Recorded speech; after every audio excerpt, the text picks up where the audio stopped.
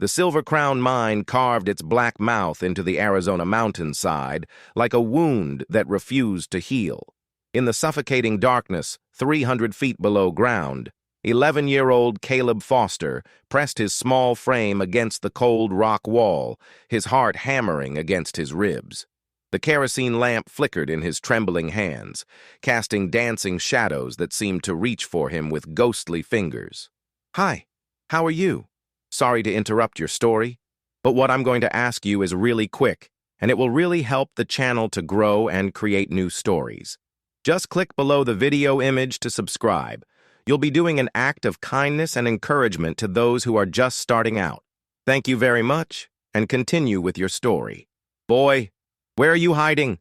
Marshal Clay Tarrant's voice echoed through the tunnels, cold and sharp as winter steel. His heavy boots crunched against the gravel, each step drawing closer to Caleb's hiding spot behind a support beam. Caleb squeezed his eyes shut, remembering the conversation he'd overheard just hours earlier. Hidden in the mine office's supply closet, he'd listened in horror as Tarrant and mine owner Silas Blackwood discussed their plan. "The boy's seen too much," Blackwood had said, his voice dripping with menace. "He was in the wrong place when we moved the gold shipment. If word gets out about what we're really mining here—" "Don't worry about the kid," Tarrant had replied. "Accidents happen in mines all the time. Cave-ins, gas leaks. Who's to say what really happened?" Now, as Tarrant's footsteps grew louder, Caleb knew his time was running out. The marshal wasn't just corrupt, he was a killer, and Caleb had become his next target. "I know you're down here, boy," Tarrant called out, his voice echoing off the tunnel walls. "Make this easy on yourself. Come out, and I promise it'll be quick." Caleb's breath came in short, panicked gasps. He'd been working in this mine for 3 months since his father died in a supposed accident. An accident Caleb now realized might not have been accidental at all. His father had been asking too many questions about the mine's operations, just like Caleb had been doing. The lamp in his hands flickered again, threatening to die. In the distance, he could hear other voices. Tarrant's men spreading out through the tunnels like hunting dogs. There was nowhere to run except deeper into the mine, but Caleb knew these tunnels better than anyone. He'd been forced to work the deepest, most dangerous shafts where grown men feared to go. Moving as quietly as a shadow, Caleb extinguished his lamp and began feeling his way through the darkness. His small hands traced the familiar rough walls, guiding him toward the old abandoned section of the mine. It was dangerous, unstable, and filled with poisonous gases, but it was his only chance. Behind him, Tarrant's voice grew more frustrated. "Spread out! Check every tunnel, every crevice. The boy doesn't leave this mine alive." Caleb's foot caught on loose rock, sending a small avalanche of stones clattering down the tunnel. He froze, holding his breath as the sound echoed through the darkness. "There!" Tarrant shouted. "Section C, Tunnel 7! Boots thundered through the mine as Caleb broke into a desperate run. His lungs burned from the stale air, and his legs ached from months of brutal labor, but terror drove him forward. He could see a faint glimmer of starlight ahead, the old emergency exit that most people had forgotten about. The tunnel began to slope upward, and Caleb could smell fresh air mixing with the mine's perpetual stench of sulfur and sweat. His hands found the rusted ladder leading to the surface, and he began to climb, his small fingers struggling to grip the corroded metal rungs. "He's heading for the old exit!" Tarrant's voice boomed below. "Cut him off!" Caleb climbed faster, his muscles screaming in protest. Above him, the wooden trapdoor that led to freedom was swollen with age and moisture.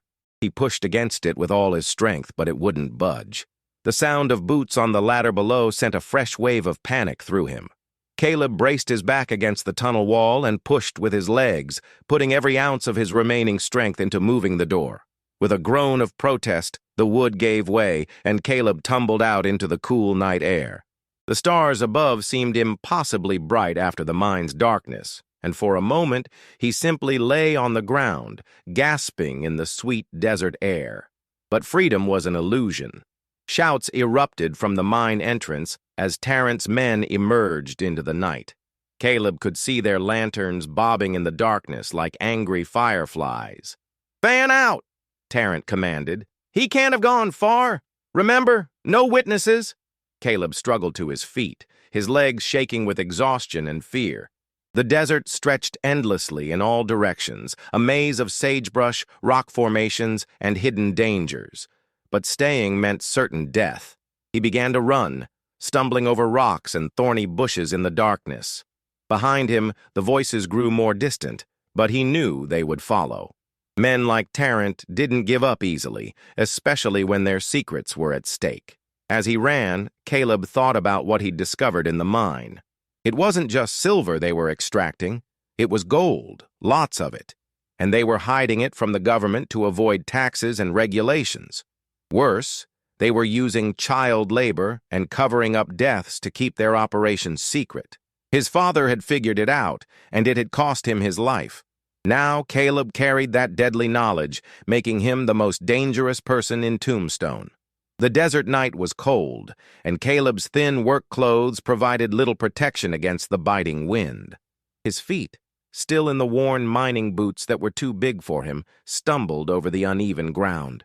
But he kept running, driven by the memory of Tarrant's cold eyes and the promise of death in his voice.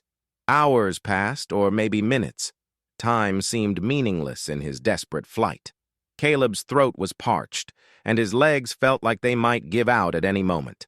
The adrenaline that had carried him this far was beginning to fade, leaving behind bone-deep exhaustion.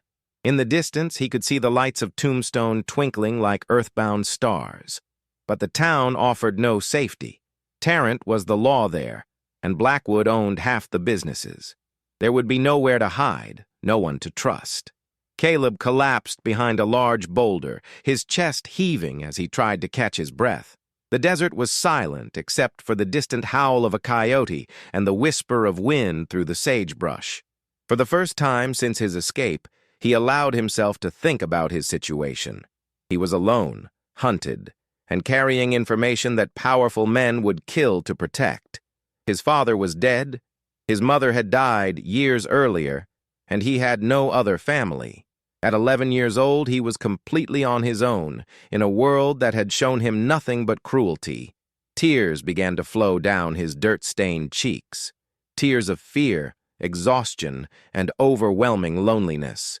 He wiped them away angrily, knowing that crying wouldn't save him. He had to be strong, had to survive, if only to make sure his father's death meant something. In the distance, he could hear the sound of horses approaching. Tarrant and his men were still hunting, still determined to silence the only witness to their crimes. Caleb forced himself to his feet, knowing that stopping meant death. As he prepared to run again, a new sound reached his ears. The steady clip-clop of a single horse moving slowly through the night. This wasn't the urgent pursuit of his hunters, but something else entirely. Caleb peered around the boulder and saw a lone figure on horseback, silhouetted against the star-filled sky. The rider was tall and lean, sitting easy in the saddle with the confidence of someone who belonged in this harsh landscape. For a moment, hope flickered in Caleb's chest. Maybe this stranger could help him, could offer protection from the men who wanted him dead. But then reality crashed back down. In his experience, adults couldn't be trusted. They were either corrupt like Tarrant and Blackwood, or too afraid to stand up to them. Still, as the mysterious rider drew closer, Caleb found himself holding his breath. Something about the man's presence seemed different, more solid and reassuring than anything he'd encountered in months. The rider stopped his horse near Caleb's hiding spot, as if sensing the boy's presence. When he spoke, his voice was low and gravelly, weathered by years under the desert sun. "Easy there, son. I'm not looking for trouble." Caleb remained hidden, his heart pounding so loud he was sure the stranger could hear it. This could be another of Tarrant's men, or worse, someone looking to collect a bounty on his head. "I know you're scared," the voice continued, patient and understanding. "But running alone in the desert at night is a good way to end up dead. Why don't you come out where I can see you?" Something in the man's tone made Caleb want to trust him, but fear held him back. He'd learned the hard way that trusting the wrong person could be fatal. The sound of distant voices carried on the wind. Tarrant's men were getting closer. Soon they would find his hiding spot, and then it would all be over. Caleb closed his eyes, said a silent prayer to his dead parents, and made the most important decision of his young life. John Hawk Harrow had been riding the desert trails for more years than he cared to count, and in all that time, he'd learned to trust his instincts. Right now, those instincts were screaming that something was very wrong in this stretch of Arizona wilderness. The boy who emerged from behind the boulder was a sight that would haunt John's dreams for years to come. Caleb Foster looked like a scarecrow come to life, all sharp angles and hollow cheeks, his clothes hanging off his thin frame like rags on a stick. But it was his eyes that stopped John cold. They held a depth of fear and pain that no child should ever carry. "Please, mister," Caleb whispered, his voice barely audible above the desert wind. "They're trying to kill me." John dismounted slowly, keeping his movements calm and unthreatening. In his 43 years, he'd seen plenty of scared kids. But this was different. This boy wasn't just frightened. He was terrified in a way that spoke of real, immediate danger. "Who's trying to kill you, son?" John asked, crouching down to bring himself to the boy's eye level. "Marshal Tarrant and his men," Caleb said, glancing nervously over his shoulder. "They think I know something about the mine, and they're right. I do know something, and it's going to get me killed." John's jaw tightened. He'd heard whispers about Clay Tarrant during his brief stops in Tombstone, rumors of corruption, violence, and men who crossed him ending up dead. But hearing it from this terrified child made it real in a way that saloon gossip never could. "What's your name, boy?" "Caleb Foster. My pa worked at the Silver Crown mine until—" Caleb's voice broke. "Until they killed him." The sound of approaching horses grew louder, and John could see torches bobbing in the distance. Whoever was hunting this boy, they were getting closer. "Listen to me, Caleb," John said, his voice firm but gentle. "My name is John Harrow, and I give you my word that no one's going to hurt you while you're with me. But we need to move, and we need to move now." Without waiting for a response, John scooped Caleb up and settled him on his horse, a sturdy bay mare named Sage. The boy weighed almost nothing, and John could feel his ribs through his thin shirt. "Can you ride?" John asked as he swung up behind Caleb. "A little," Caleb replied, his voice steadier now that he wasn't alone. "Good enough." John spurred Sage into motion, guiding her away from the approaching lights and deeper into the desert. "Hold on tight, and don't let go no matter what happens." They rode in silence for several minutes, the only sounds the steady rhythm of Sage's hooves and the distant shouts of the search party. John's mind was racing, trying to figure out their next move. He couldn't take the boy back to Tombstone. If Tarrant was really as corrupt as Caleb claimed, the town would be a death trap. "Where are we going?" Caleb asked, his small hands gripping the saddle horn. "Away from here," John replied. "There's an old line shack about 10 miles north. We can rest there and figure out our next move." As they rode, John found himself studying the boy in front of him. Caleb's story had the ring of truth to it, and his terror was certainly genuine. But John had learned long ago that getting involved in other people's problems usually led to nothing but heartache. He'd been a loner for good reason. 5 years ago, he'd tried to help a family being terrorized by land grabbers, and it had ended with their farmhouse burning and 3 good people dead. Since then, he'd kept to himself, avoiding towns and complications whenever possible. But something about this boy was different. Maybe it was the way Caleb had looked at him with desperate hope, or maybe it was the memory of his own childhood, growing up hard and fast in a world that showed no mercy to the weak. "Mr. Harrow?" Caleb's voice interrupted his thoughts. "Just John, son. What is it? Why are you helping me? You don't even know me." It was a fair question, and one John wasn't sure he could answer. "Sometimes a man has to do what's right even when it's not smart," he said finally. They reached the line shack just as the first hints of dawn began to lighten the eastern sky. It was a small, weathered building that had been abandoned for years, but it would provide shelter and concealment. John helped Caleb down from the horse and led Sage to a small corral behind the shack. The building was sparse, just one room with a stone fireplace, a rough wooden table, and a couple of old cots. "You hungry?" John asked, pulling supplies from his saddlebags. Caleb nodded eagerly, and John realized the boy was probably half-starved.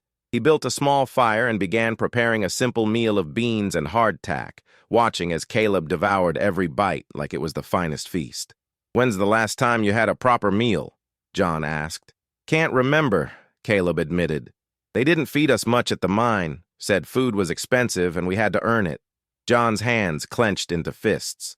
Using children for mine labor was bad enough, but starving them was unconscionable. "Tell me about this mine, Caleb. What exactly did you see?"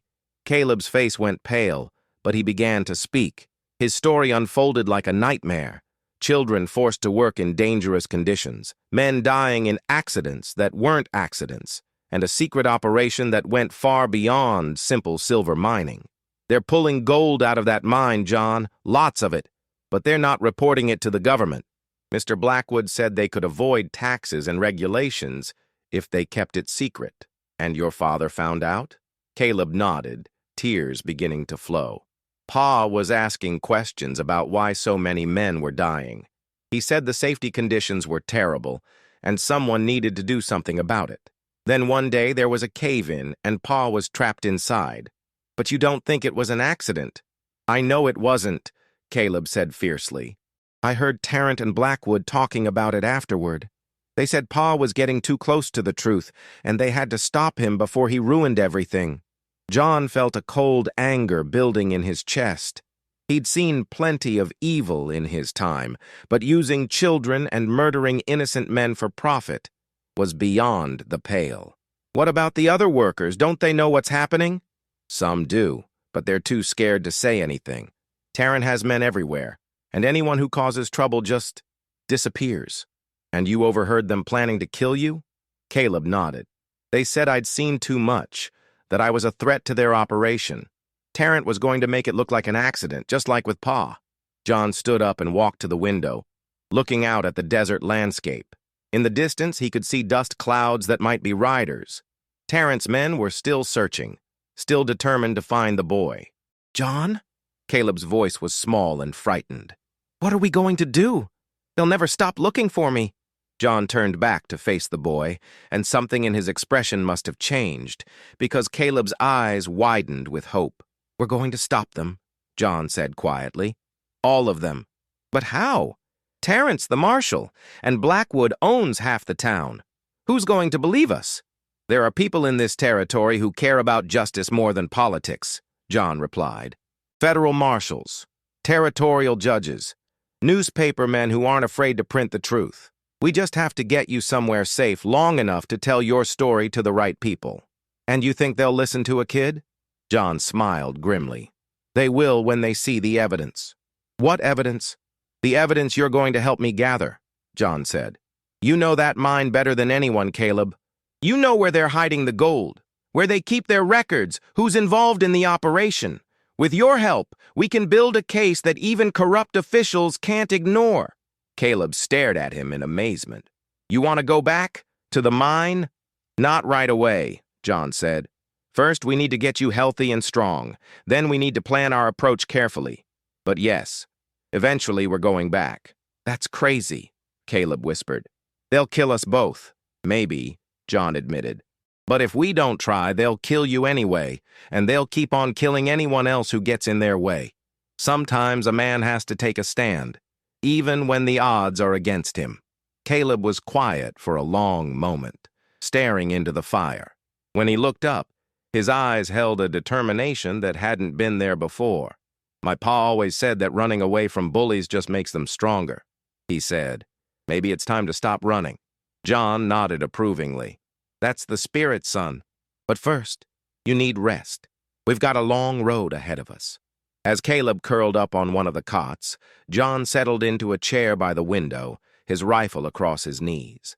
Outside, the desert was quiet, but he knew it wouldn't stay that way for long. He'd made his choice, and there was no going back now. For better or worse, he was committed to protecting this boy and seeing justice done. The question was whether they would live long enough to accomplish either goal. 3 days had passed since John and Caleb's arrival at the line shack, and the boy was already looking healthier. Regular meals and proper rest had put some color back in his cheeks, though the haunted look in his eyes remained. John had spent the time teaching Caleb basic survival skills and listening to more details about the mine operation. What he'd learned made his blood run cold. "There are at least 20 children working in the deepest tunnels," Caleb explained as they sat around the small fire. "Some as young as 8 or 9. They use us because we're small enough to fit in spaces where grown men can't go." "What about their families?" John asked, though he suspected he already knew the answer.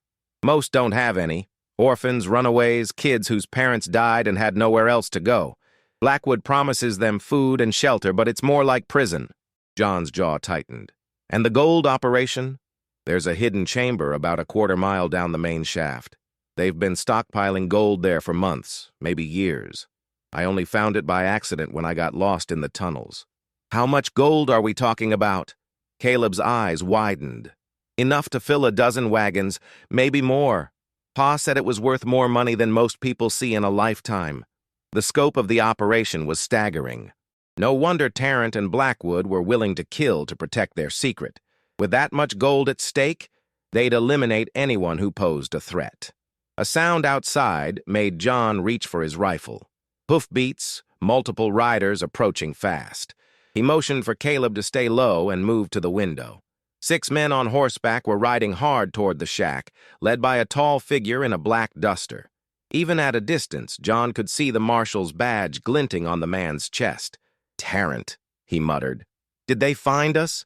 Caleb whispered, his face pale with terror. "Looks like it." John checked his weapons, a Colt .45 on his hip and a Winchester rifle in his hands. 6 against 1 weren't good odds, especially with a child to protect. The riders pulled up about 50 yards from the shack, spreading out in a semicircle. Tarrant rode forward alone, his hand resting casually on his gun butt. "John Harrow!" Tarrant called out. "I know you're in there, and I know you've got the boy. Send him out and we can discuss this like civilized men." John stepped into the doorway, his rifle held ready, but not quite aimed. "Marshal Tarrant, what brings you all the way out here?" Tarrant was a lean, sharp-featured man, with cold gray eyes and a mustache that couldn't hide his cruel mouth. "You know why I'm here, Harrow. The boy's a runaway from the mine. His guardian is worried sick about him." "Guardian?" John's voice was skeptical. "That would be Silas Blackwood, I suppose." "That's right. Mr. Blackwood has legal custody of the boy. You're interfering with a lawful recovery of a minor." "Funny thing about that," John replied. "The boy tells a different story. Says you and Blackwood tried to kill him." Tarrant's laugh was harsh and humorless. "The boy's been through a trauma. Mine accidents can affect a child's mind, make them imagine things that aren't real. He needs proper medical attention, not whatever amateur doctoring you've been providing. And I suppose you're here to provide that medical attention?" "I'm here to return a lost child to his legal guardian," Tarrant said, his voice hardening. "Now stop wasting my time and send him out." John could see the other riders shifting restlessly, their hands moving closer to their weapons. These weren't lawmen, they were hired killers, and their patience was wearing thin. "I'm afraid I can't do that, Marshal," John said. "The boy's under my protection now." "Your protection?" Tarrant's eyes narrowed. "You have no legal authority here, Harrow. You're nothing but a drifter with a reputation for sticking your nose where it doesn't belong." "Maybe so, but I've got a rifle and the high ground, which gives me all the authority I need." The tension in the air was thick enough to cut. John could feel the moment building toward violence, could see the calculation in Tarrant's eyes as he weighed his options. "You're making a mistake," Tarrant said finally. "A big one. There are 6 of us and 1 of you. Those aren't good odds." "I've faced worse," John replied calmly. "And you might want to consider that the first shot I fire will be aimed right at you, Marshal. Your boys might get me eventually, but you won't be around to see it."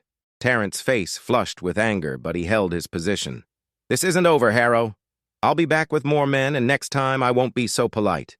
"You do that," John said. "But you might want to ask yourself why you need an army to capture one scared child. Folks might start wondering what you're really afraid of." For a moment, John thought Tarrant might draw his gun anyway. The marshal's hand twitched toward his holster, and the other riders tensed in their saddles. Then Tarrant seemed to think better of it. "Let's go," he called to his men. "We'll settle this later." The riders wheeled their horses around and galloped away, leaving a cloud of dust hanging in the still air. John watched until they disappeared over a ridge, then stepped back inside the shack. Caleb was huddled in the corner, his face white with fear. "They're going to come back, aren't they?" "Count on it," John said grimly. "And next time, they'll bring more men and fewer scruples." "What are we going to do?" John was already moving, gathering their supplies and checking his weapons. "We're leaving. This place is compromised now." "Where will we go?" "There's an old mining camp about 20 miles north of here. Been abandoned for years, but it's got good defensive positions and multiple escape routes." John paused in his packing to look at the boy. "But I want you to understand something, Caleb. This is going to get worse before it gets better. Tarrant's not going to give up, and neither is Blackwood. They've got too much to lose." "I understand," Caleb said, his voice steadier than John had expected. "But I'm not giving up either. They killed my pa, and they're hurting other kids. Someone has to stop them." John nodded approvingly. The boy had backbone. He'd give him that. "All right, then. Help me load the supplies. We need to be gone before they come back." As they prepared to leave, John's mind was already working on their next move. Running would only buy them time, not solve the problem. Eventually, they'd have to take the fight to Tarrant and Blackwood. But first, they needed allies, and John thought he knew where to find them. "Caleb," he said as they led Sage out of the corral, "you mentioned that some of the mine workers know what's really going on. Any of them you trust?" "There's Miguel Santos," Caleb said thoughtfully. "He's been working the mine for years, and he tried to help my pa when he was asking questions. And there's Doc Patterson in town. He's treated a lot of the injured miners, and I think he suspects something's wrong." "Anyone else?" "Well, there's Sarah Mackenzie. She runs the boarding house where some of the miners stay. She's always been kind to the children, and I think she knows more than she lets on." John filed the names away for future reference. If they were going to expose Blackwood's operation, they'd need witnesses, people willing to testify about what they'd seen. "What about outside of Tombstone?" John asked. "Any federal marshals or territorial officials who might listen?" "I don't know," Caleb admitted. "Pa never talked about things like that." "That's all right. I know a few people who might be interested in this story." John helped Caleb up onto Sage's back. "There's a federal judge in Tucson who's got a reputation for honesty. And I know a newspaper editor in Phoenix who's not afraid to print the truth, even when it's dangerous. You really think they'll help us? If we can give them proof, they will." John swung up behind Caleb and spurred Sage into motion. "The key word is proof. Right now, all we have is your word against a marshal and a mine owner. We need evidence, documents, witnesses, something that can't be dismissed or explained away." As they rode north toward the abandoned mining camp, John found himself thinking about the children still trapped in the Silver Crown mine. Every day they delayed meant more suffering for those kids, more danger for anyone who might speak out against Blackwood's operation. But rushing in without a plan would only get them all killed. They needed to be smart, careful, and above all, patient. "John," Caleb's voice interrupted his thoughts. "What is it, son?" "Thank you. For helping me, I mean. I know you didn't have to." John was quiet for a moment, thinking about his own past, about the family he'd failed to save 5 years ago. "Maybe I did have to," he said finally. "Maybe some things are worth the risk." Behind them, a dust cloud on the horizon suggested that Tarrant and his men were already regrouping. The hunt was far from over. But for the first time since this whole mess started, John felt like they might actually have a chance. The abandoned mining camp of Deadwood Gulch sat like a ghost town in a natural bowl surrounded by rocky hills. John had chosen it carefully. The position offered excellent visibility of approaching riders and multiple escape routes through the maze of old mine shafts and equipment. For 2 weeks, he and Caleb had been gathering evidence and building their case. Through careful reconnaissance and the help of sympathetic townspeople, they'd managed to document the illegal gold operation, identify key witnesses, and even obtain some of Blackwood's financial records. Dr. Patterson had been their first ally, confirming that he'd treated dozens of injured children from the mine and had long suspected something was wrong. Sarah Mackenzie had provided shelter for their secret meetings and helped them contact Miguel Santos, who had agreed to testify about the working conditions and the cover-ups.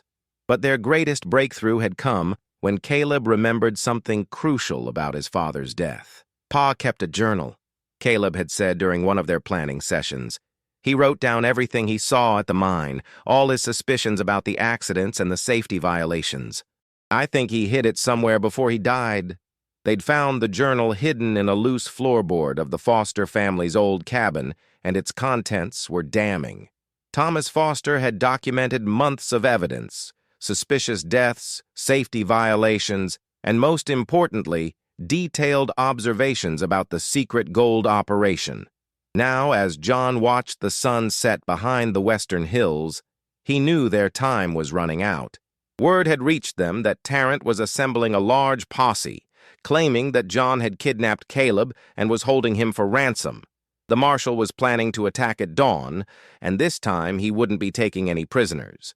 "Are you sure about this plan?" Caleb asked, checking the rifle John had taught him to use. The boy had proven to be a quick learner and a steady shot, though John hoped it wouldn't come to that. "It's risky," John admitted, "but it's our best chance. If we can hold them off long enough for the federal marshals to arrive, we win. If not..." He didn't need to finish the sentence. They both knew what failure would mean. John had sent word to Federal Marshal William Hayes in Tucson, along with copies of all their evidence. Hayes was an honest man with a reputation for taking on corrupt local officials. If anyone could bring justice to Tombstone, it was him. The plan was simple in concept, but dangerous in execution. They would make their stand here at Deadwood Gulch, using the terrain and abandoned mining equipment to their advantage. Meanwhile, Dr. Patterson and Sarah Mackenzie would be spreading word throughout Tombstone about the real reason for Tarrant's manhunt. "John," Caleb said quietly, "if something happens to me, promise you'll make sure the other children get out of that mine." "Nothing's going to happen to you," John replied firmly. "I gave you my word, and I keep my promises. But if it does, it won't." John's voice carried a conviction he didn't entirely feel. "We've come too far to fail now." As darkness fell, they made their final preparations. John had positioned himself in the old mine office, which offered a commanding view of the approaches to the camp. Caleb was hidden in a reinforced position near the equipment shed, with clear escape routes mapped out. They didn't have long to wait. The attack came just before dawn, as John had expected. Tarrant led a force of nearly 20 men, approaching from 3 different directions in an attempt to surround the camp. But John had anticipated this strategy and prepared accordingly. "Remember," he called to Caleb, "don't shoot unless you have to, and if things go bad, you run. Don't look back. Don't try to help me. Just run." "I'm not leaving you," Caleb replied stubbornly. "You will if I tell you to," John said. "That's an order." The first shots came from the eastern approach, where Tarrant's main force was advancing. John returned fire carefully, making each shot count. He wasn't trying to kill anyone if he could help it, just keep them pinned down and buy time. "Harrow!" Tarrant's voice echoed across the camp. "This is your last chance. Send out the boy, and I'll make sure you get a fair trial." "The only trial anyone's getting is yours," John shouted back. "When the federal marshals get here." Tarrant's laugh was harsh and bitter. "Federal marshals? You think anyone's coming to help you? I sent word that you're a dangerous criminal holding a child hostage. Any lawmen who show up will be on my side." John felt a chill of doubt, but he pushed it aside. Hayes was an honest man. He would investigate before taking action. The battle settled into a pattern of advance and retreat, with Tarrant's men trying to work their way closer while John picked them off from his elevated position. The abandoned mining equipment provided excellent cover, and John's superior marksmanship kept the attackers at bay. But he was badly outnumbered, and his ammunition wouldn't last forever. "Caleb," he called during a brief lull in the fighting. "How are you holding up?" "I'm okay," the boy replied. "But there are men trying to circle around from the north." John cursed under his breath. He'd expected this, but it was still bad news. If Tarrant's men got behind them, their defensive position would become a trap. "Get ready to move to position 2, John called. They'd rehearsed this, a fighting retreat to a secondary position deeper in the camp. As they began to move, John heard something that made his heart leap with hope, the sound of approaching horses from the south, a lot of horses moving fast. "Tarrant!" a new voice called out, strong and authoritative. "This is Federal Marshal Hayes. Cease fire immediately." The shooting stopped abruptly, and John could hear confused voices among Tarrant's men. Through the morning mist, he could see a large group of riders approaching, at least 15 men, all wearing federal badges. "Marshal Hayes!" Tarrant called out, his voice carefully controlled. "Thank God you're here. The man in that camp is holding a child hostage." "Is that so?" Hayes replied, his tone skeptical. "Then why don't you tell me about the illegal gold mining operation you and Silas Blackwood have been running?" The silence that followed was deafening. "I don't know what you're talking about," Tarrant said finally, but his voice lacked conviction. "We have documentation," Hayes continued. "Financial records, witness statements, and a very detailed journal kept by Thomas Foster before you had him murdered." "That's a lie," Tarrant snarled. "Foster died in a mining accident." "Did he? Then perhaps you can explain why 3 different witnesses saw you and your men near the mine shaft just before the accident occurred." John could see Tarrant's men beginning to look nervous. Some were already backing away, clearly unwilling to fight federal marshals over their corrupt boss's crimes. "Harrow," Hayes called. "Are you and the boy all right?" "We're fine, Marshal," John replied. "And we've got enough evidence to put these men away for life." "I thought you might," Hayes said with satisfaction. "Dr. Patterson and Mrs. Mackenzie were very thorough in their reports." Tarrant made one last desperate play. "You can't prove anything," he shouted. "It's the word of a drifter and a traumatized child against a sworn officer of the law." "Actually," a new voice said, "it's the word of 23 witnesses, including 5 of your own men who decided they'd rather tell the truth than hang for murder." Silas Blackwood emerged from behind Tarrant's position, his hands raised in surrender. The mine owner looked haggard and defeated, his expensive clothes dirty and torn. "It's over, Clay," Blackwood said wearily. "Miguel Santos and the other miners are talking. They've told the marshals everything, about the gold, the children, the murders, everything." Tarrant's face went white with rage. "You coward! We had a deal." "The deal was to make money, not to murder children," Blackwood replied. "I never signed up for that." "Drop your weapons," Hayes commanded. "All of you. You're under arrest for conspiracy, murder, and violation of federal mining laws." Most of Tarrant's men complied immediately, but the marshal himself made one final, desperate move. Drawing his gun, he spun toward the camp, where John and Caleb were hidden. "If I'm going down, I'm taking that boy with me," Tarrant snarled. John's rifle cracked once, and Tarrant pitched forward, his gun falling from nerveless fingers. The corrupt marshal hit the ground hard and didn't move again. "It's over," John said quietly, lowering his weapon. The aftermath moved quickly. Hayes and his men rounded up the surviving conspirators, while John and Caleb emerged from their hiding places. The boy ran straight to John, who caught him in a fierce embrace. "We did it," Caleb whispered, tears streaming down his face. "We actually did it." "Yes, we did," John replied, his own voice thick with emotion. "Your father would be proud." As the federal marshals led their prisoners away, Hayes approached John and Caleb. "I want to thank you both," he said. "What you did took real courage.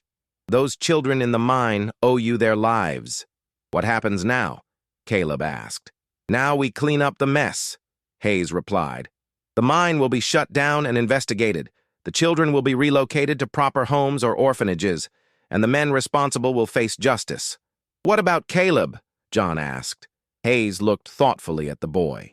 "That's up to him, I suppose. He's got no family left, but there are good people in Tombstone who would be happy to take him in. Dr. Patterson and Mrs. Mackenzie have both expressed interest." Caleb looked up at John with hopeful eyes. "What about you? Are you going to stay?" John was quiet for a long moment, thinking about his years of wandering, his self-imposed isolation, and the unexpected joy he'd found in protecting this brave young boy. "I might," he said finally. "I've been thinking it's time I settled down somewhere, and Tombstone could use an honest sheriff." Caleb's face lit up with the first genuine smile John had seen from him. "Really? You'd stay?" "If you want me to," John replied. "Someone needs to make sure you stay out of trouble, and someone needs to make sure you don't go back to being a loner," Caleb said with a grin. As they walked toward town together, John reflected on how much his life had changed in just a few weeks. He'd come to Arizona as a drifter with no ties and no purpose. Now he had something he'd never expected to find again: a family. The sun was rising over Tombstone, painting the desert in shades of gold and crimson. It was going to be a beautiful day. Hello, how are you? Did you enjoy the story? Like, share, comment on which city you're watching from, and subscribe to the channel to help us continue adding new amazing videos. Thank you very much, and come back often.